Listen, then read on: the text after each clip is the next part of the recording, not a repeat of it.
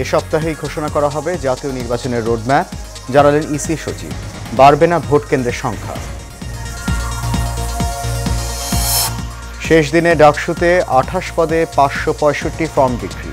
Level playing field তৈরি হয়নি, অভিযোগ ছাত্রদলের। নদী শাসনের নামে নির্দয় আচরণ করা হচ্ছে, প্রধান উপদেষ্টার মন্তব্য। 14 ব্যক্তি ও প্রতিষ্ঠান পেলেন জাতীয় মৎস্য পদক। এবং চট্টগ্রামে পিকআপ কাভার্ড ভ্যান সংঘর্ষে প্রাণ গেল 5 জনের, আহত আরও 4 জন হাসপাতালে ভর্তি।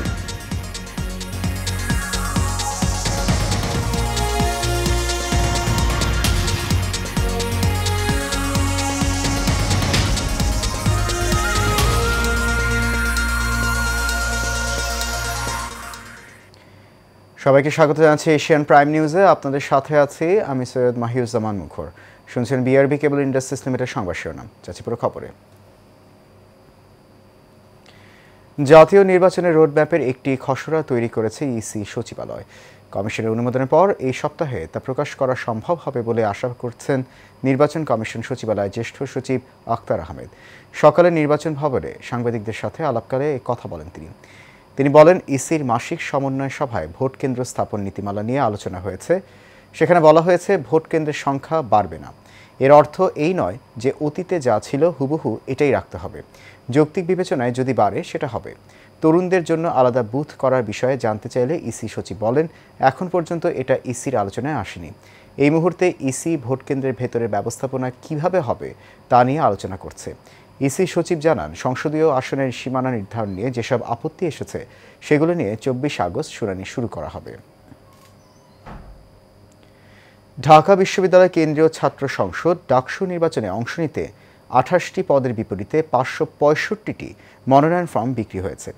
সোমবার বিকেলে বিশ্ববিদ্যালয়ের নবাব নোয়াব আলী চৌধুরী সিনেট ভবনের 3য় তলায় প্রধান নির্বাচন কমিশনারের কার্যালয়ের সামনে প্রেস ব্রিফিংয়ে তথ্য জানান প্রধান রিটার্নিং কর্মকর্তা অধ্যাপক মোহাম্মদ জসিমউদ্দিন। তবে কোন পদে কতটি ফর্ম বিক্রি হয়েছে তা জানাতে পারেননি তিনি। সোমবার মনোনয়ন ফর্ম বিক্রির শেষ দিন ছিল, যার মধ্যে 442টি মনোনয়ন ফর্ম আজ বিক্রি হয়েছে। আগামীকাল ফর্ম জমা দেওয়ার শেষ সময়। এদিকে সন্ধ্যায় ক্যাম্পাসে এক সংবাদ সম্মেলনে ছাত্রদলের পক্ষ থেকে বিশ্ববিদ্যালয় প্রশাসনের বিরুদ্ধে পক্ষপাতিত্বের অভিযোগ আনা হয়েছে।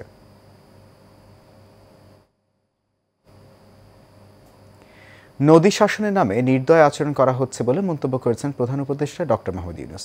বাংলাদেশ চীন মৈত্রী সম্মেলন কেন্দ্রে জাতীয় মৎস্য সপ্তাহের উদ্বোধন অনুষ্ঠানে তিনি এই মন্তব্য করেন। মৎস্য সম্পদ বৃদ্ধির লক্ষ্যে সবাইকে ঐক্যবদ্ধভাবে কাজ করার আহ্বান জানিয়েছেন প্রধান উপদেষ্টা। ডক্টর মোহাম্মদ ইউনূস বলেন, অনেক তরুণ উদ্যোক্তা মৎস্য চাষে এগিয়ে আসছে। বর্তমানে আমিষের চাহিদা মেটানোতে চাষের মাছের অবদান অনেক বেশি, কিন্তু ইলিশ মাছ দেশের মানুষকে সাশ্রয়ী মূল্যে দেওয়া সম্ভব হচ্ছে না। নিষেধাজ্ঞা মানলে মাছের প্রাপ্তি বাড়বে বলে আশা প্রকাশ করেন তিনি। অনুষ্ঠানে মৎস্য খাতে অনন্য অবদানের স্বীকৃতি হিসেবে 16 ব্যক্তি ও প্রতিষ্ঠানকে জাতীয় মৎস্য পদক 2025 দেওয়া হয়েছে।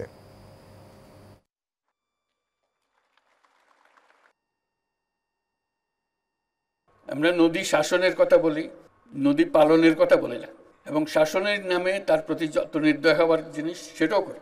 আমাদের বর্জ্য তো দিচ্ছি পানির ভেতরে ঢুকিয়ে। এই বর্জ্য যে বিষ হয়ে আবার আমাদের প্রতি আসছে সেটাও আমরা গ্রাহ্য করছি। মাছের সম্ভাবনা প্রচুর, এর সঙ্গে দুর্ভাবনাও প্রচুর। আমার কর্তব্য মনে করছি দুর্ভাবনার কথাটা মনে করিয়ে দেওয়ার জন্য, কারণ সবাই আমরা দায়ী, যে যেখানে আছি না কেন।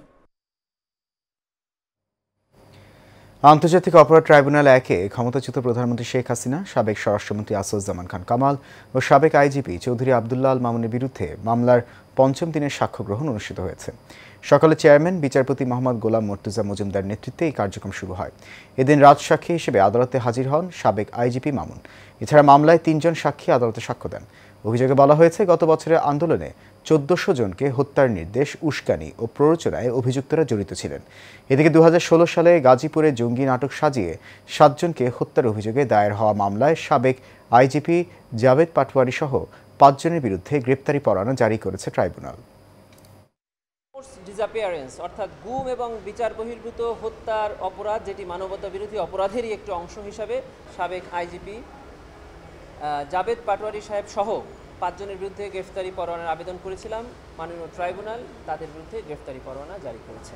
আজকে আন্তর্জাতিক অপরাধ ট্রাইব্যুনাল 1-এ সাবেক প্রধানমন্ত্রী শেখ হাসিনা, সাবেক স্বরাষ্ট্রমন্ত্রী এবং সাবেক আইজিপির বিরুদ্ধে ৫ম দিনের মতো সাক্ষ্য গ্রহণ চলছে। চট্টগ্রামে পিকআপ ও কাভার্ড ভ্যানের সংঘর্ষে ৫ জন নিহত হয়েছেন। এ ঘটনায় আহত হয়েছেন ৪ জন। আহতদের চট্টগ্রাম মেডিকেল কলেজ হাসপাতালে চিকিৎসা দেওয়া হচ্ছে। ভোর 4:45টায় আকবর শাহ থানার সিটি গেট এলাকায় এই ঘটনা ঘটে। পুলিশ জানায়, ছোট একটি পিকআপ ভাটিয়ারি থেকে নগরীর ফিশারি ঘাট যাচ্ছিল। সিটি গেট এলাকায় এলে পিকআপটি নিয়ন্ত্রণ হারিয়ে একটি কাভার্ড ভ্যানকে ধাক্কা দেয়। এতে ঘটনাস্থলে ৩ জন এবং হাসপাতালে 2 জন মারা যান।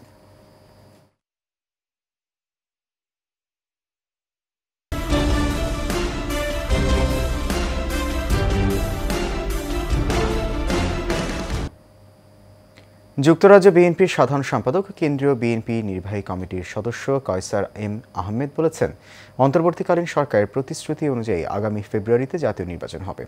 অবাধ সুষ্ঠু নির্বাচন হলে জাতীয়তাবাদী দল বিএনপি সরকার গঠন করবে। সুনামগঞ্জে জগন্নাথপুর উপজেলা বিএনপির উদ্যোগে রবিবার সন্ধ্যায় সৈয়দপুর সাহারপাড়া ইউনিয়ন শাখার নতুন সদস্য সংগ্রহ ও নবায়ন অনুষ্ঠানে যোগ দিয়ে এসব কথা বলেন তিনি। এ সময় তিনি বলেন, বিগত ফ্যাসিস্ট সরকার এদেশে উন্নয়নের নামে লুটপাট করেছে।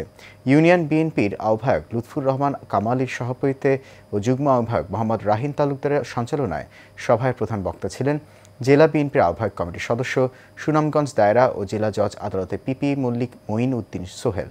বিশেষ অতিথির বক্তব্য রাখেন জেলা বিএনপির আহ্বায়ক কমিটির সদস্য আনসার উদ্দিন, জেলা বিএনপির আহ্বায়ক কমিটির সদস্য। শেষ করব এশিয়ান প্রাইম নিউজ। তার আগে বিআরবি কেবল ইন্ডাস্ট্রিজ লিমিটেড সংবাদ শিরোনামগুলো জানিয়ে দিচ্ছে আরও একবার।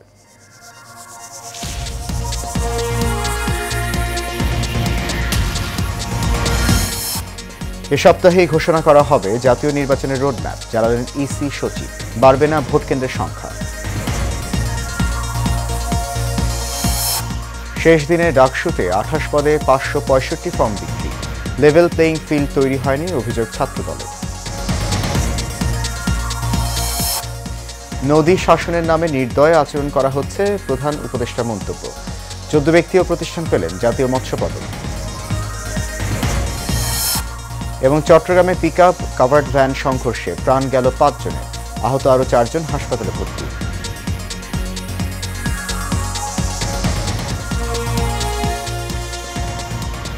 এশিয়ান প্রাইম নিউজ এ পর্যন্তই। আমাদের পরবর্তী আয়োজন দেখার আমন্ত্রণ রইল। এতক্ষণ সঙ্গে থাকার জন্য অনেক ধন্যবাদ সবাইকে। শুভরাত্রি।